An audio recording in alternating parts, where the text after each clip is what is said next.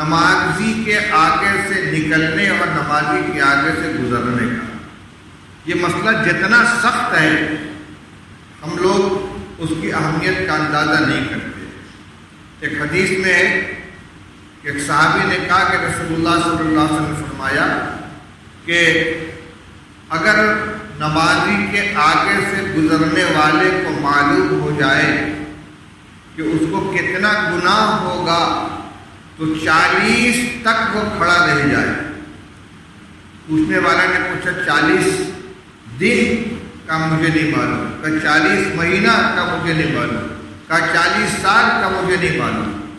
لیکن دوسری حدیث میں خود رسول اللہ صلی اللہ علیہ وسلم ارشاد فرماتے ہیں کہ اگر نمازی کے آگے سے گزرنے والے کو معلوم ہو جائے کہ اس کو کتنا گناہ ہوگا تو 100 سال تک اپنی جگہ ٹھہرا رہ جائے اور نمازی کے آگے سے نہ گزرے۔ اس کی روشنی میں تو وہاں بھی 40 سال معلوم ہوتا ہے۔ مقصد یہ ہے کہ 40 سال تک یا 100 سال تک اپنی جگہ کھڑے ہو کر انتظار کر لینے میں جو زحمت اور پریشانی ہے آدمی اس کو برداشت کر لے، لیکن نمازی کے آگے سے گزرنے پر جو گناہ ہے، جو وبال ہے، اس کے لیے تیار نہ ہو۔ اتنا سخت معاملہ ہے، لیکن عام طور سے لوگ اس کا اہتمام نہیں کرتے۔ سلام دے کر اٹھے اور بغیر پیچھے دیکھے ہوئے کہ کوئی نماز پڑھ رہا ہے کہ نہیں، ادھر سے جانا ادھر سے چلے گئے۔ ایسا نہیں کرنا چاہیے، بلکہ پیچھے دیکھ لینا چاہیے کہ ادھر سے نکلنا ہے کہ ادھر سے نکلنا ہے، کسی نمازی کے آگے سے گزر نہیں ہونا چاہیے۔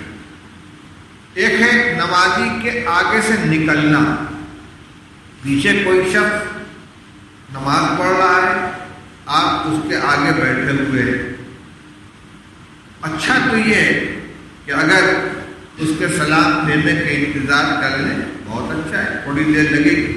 اور خاص طور سے اگر وہ تحیات کے اندر بیٹھا ہے، دیکھ لیں اگر وہ سلام پھیرنے والا ہے تو 1 منٹ 2 منٹ انتظار کر لیں، اور جب وہ سلام پھیر لے تو نکل جائے۔ لیکن اگر عجلت ہے تو یہ دیکھنا چاہیے کہ بالکل امام کے وہ نماز پڑھنے والے کے آگے ہیں یا دائیں طرف یا بائیں طرف کسی طرف تھوڑا سا کھسکے ہوئے ہیں۔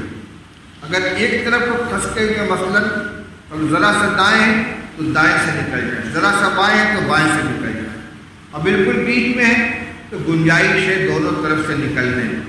یہ گنجائش کی بات ہے۔ اچھا یہی ہے کہ اس کے سلام پھیر لینے کا انتظار کر لیا جائے اور نمازی کے آگے سے بالکل نہ نکلا جائے۔ اس کا اہتمام لوگ نہیں کرتے، اور یہ بڑی یعنی سخت وعید اس کے لیے ہے کہ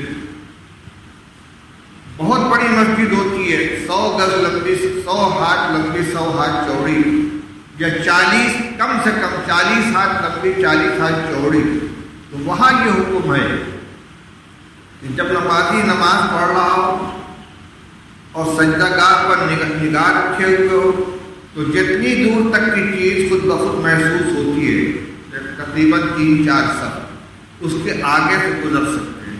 لیکن ہمارے یہاں جتنی مسجدیں ہیں ان میں کوئی مسجد اس حد کے اندر نہیں آتی۔ دلی کی جامع مسجد ہے، اس طرح کی جو مسجدیں ہوتی ہیں وہ بڑی مسجد کہلاتی ہیں۔